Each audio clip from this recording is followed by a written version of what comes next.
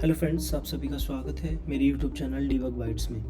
तो last lecture में हमने पढ़ा था किस तरीके से हम अपने एपीआई क्लाइंट को बनाते हैं और उस क्लाइंट के अंदर अपने मेथड्स बनाते हैं जो कि एपीआई को डायरेक्टली कॉल करके आपके रिस्पांस को रिटर्न करते हैं। बेसिकली हमने ये इसलिए किया था कि ताकि हमारा एक ही क्लाइंट को हम बार बार यूज़ कर सकें, कोड को रीयूजेबल कर सकें और प्रॉपरली। तो आज के इस लेक्चर में हम सीखेंगे किस तरीके से अपने पोस्ट मेथड को बनाते हैं और उसका यूज़ एपीआई के पोस्ट मेथड्स को कॉल करने के लिए करते हैं। तो देखते हैं इन कोड में हमारे पास ये लास्ट था गेट मेथड। इसी तरीके से हम यहाँ पोस्ट मेथड बनाएंगे। तो सबसे पहले हम लिखेंगे अपना post method future API result T. यहाँ पे इसका नाम देंगे हम पोस्ट, क्योंकि ये पोस्ट है, पोस्ट कॉल के लिए। ये हो गया हमारा मेथड। अब इस मेथड के अंदर हमारे कुछ लाइक वेरिएबल्स होंगे जैसे कि स्ट्रिंग, पाथ, एंड इसके अंदर कुछ ऑप्शनल वेरिएबल्स भी होंगे, सपोज लाइक स्ट्रिंग, डायनेमिक, और जैसे कि क्वेरी पैरामीटर्स हो गया हमारा। Same for get method, query parameters और रिक्वायर्ड टी। ये हमारा एक फंक्शन है जो कि रिटर्न करेगा हमारे जेसन रिस्पॉन्स को। तो हम लिखेंगे डायनेमिक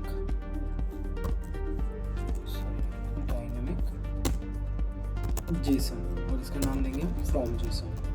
ये मेथड क्या करेगा, जो भी हमारी एपीआई कॉल होगी उसके बिहाफ पे हमारे डेटा को रिटर्न करेगा। उसी तरीके से हम यहाँ पे लिखेंगे एक अपना डेटा फंक्शन, जो भी हमारी बॉडी के अंदर इस लाइक जेसन या क्या, हम उस डेटा को इसके अंदर पास करेंगे। And third one is options हम क्यों बेसिकली हमारे जो भी ऑप्शंस होंगे उनको भेजने के लिए हम ऑप्शंस देंगे। ऑप्शंस, तो ये हमारे मेथड्स हो गए। चलिए स्पेलिंग गलत थी, फंक्शन। ओके, तो ये हो गया हमारा मेथड तैयार। यहाँ पर हम अपने कॉल्स को लिखेंगे। यहाँ हम बनाते हैं ट्राई, और उसके साथ साथ हम एक ऑन डायो एक्सेप्शंस को भी हम चेक करते हुए चलेंगे। सपोज कोई भी ऐसी एक्सेप्शन है जो एपीआई के एंड से आ रही है, तो हम उसके लिए यहाँ पे लिखेंगे डायो एक्सेप्शन। डायो एक्सेप्शन बेसिकली एक ऐप को कैच करने के लिए लिखेंगे कि सपोज कोई ऐसी एरर है जो एपीआई एंड से है, उसको नाम देंगे हम डायो एरर। अपना कैच बेसिकली एक्सेप्शंस। अब यहाँ पे आते हैं ट्राई के अंदर हम बेसिकली हमने जो लास्ट टाइम गेट के अंदर जो भी लिखा था फाइनल रिस्पांस, उसी तरीके से हम यहाँ लिखेंगे final response equal to wait underscore dot. अब हम पोस्ट मेथड बना रहे हैं तो पोस्ट में यूज़ करेंगे पोस्ट। सेम इसके अंदर पाथ जाएगा जो हमने पास किया पाथ, एंड इसके अंदर डेटा पास करेंगे जिसमें हम डेटा, फिर हमारे क्वेरी पैरामीटर्स हो गए, क्वेरी पैरामीटर्स जो कि हमने अभी दिए हैं, एंड इसी तरीके से अपने ऑप्शंस को पास करेंगे। ऑप्शंस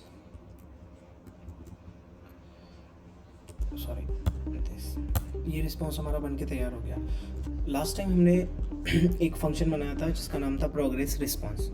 ये फंक्शन क्या करता था, हमारे रिस्पॉन्स को एपीआई स्टेटस के बिहाफ पे डिवाइडेड करता था। तो हम रिटर्न में देंगे अपना, उस मेथड को कॉल करेंगे प्रोग्रेस रिस्पॉन्स। इसके अंदर हमारा रिस्पॉन्स फ्रॉम जेसन दोनों ही देता है। ये क्या करता है, बेसिकली हमारा स्टेटस के बिहाफ पे हमें एपीआई सक्सेस या एपीआई फेलियर रिटर्न करता है। अभी के लिए इसमें सिर्फ दो कंडीशंस हैं, बट इन फ्यूचर हम इसमें सारे जितने भी एपीआई के स्टेटस कोड है उनको इम्प्लीमेंट करेंगे।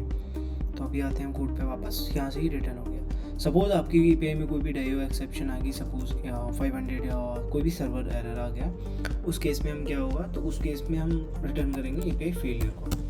एपीआई फेलियर ये क्लास हमने लास्ट टाइम बनाई थी जो हमारी एपीआई के सक्सेस या फेलियर रिस्पॉन्स को कॉल्स को मैनेज करता है। इसका टाइप जेनरिक है और इसमें हम डाटा पास करेंगे। अभी के लिए हम इसमें डेटा पास कर रहे हैं, बट इन फ्यूचर हम इसमें हैंडल करेंगे अपनी डायो एरर्स को। इसी तरीके से यहाँ लिखते हैं अपना, सपोज कोई exception I that same return API failure, और एपीआई फेलियर हमारी जेनरिक रिटर्न करेगी डेटा और डेटा। तो ये बनके तैयार हो गया हमारा पोस्ट मेथड। जिस तरीके से हम अपनी एपीआईज को कॉल करते हैं गेट, तो गेट के अंदर डायो का गेट मेथड, और ये हो गया पोस्ट के अंदर डायो का पोस्ट मेथड। तो इसी तरीके से हम आगे एक मेथड और लिखेंगे जो कि अपलोड फाइल्स। आपने देखा होगा कभी भी आपको कोई फ़ाइल अपलोड करनी होती है तो डायरेक्टली हम यहाँ पे एक अपलोड करके फंक्शन बनाएंगे जिसके अंदर अपनी फ़ाइल को पास करेंगे और वो एपीआई में डायरेक्टली अपलोड करके सेम रिस्पॉन्स रिटर्न कर देंगे। तो इस तरीके से मेथड बनाने का फ़ायदा बस इतना है कि आपको रीयूजेबल कोड कर सकते हैं, आप एपीआई क्लाइंट को बार बार कॉल कर सकते हैं अपने कोड में, बार बार आपको एपीआई कॉलिंग के लिए कोड नहीं लिखना पड़ता है। ठीक है, thank you so much for बने रहिए मेरे वीडियो पे। आगे हम बताते हैं इसमें बाकी मेथड्स के बारे में। Thank you for watching my channel.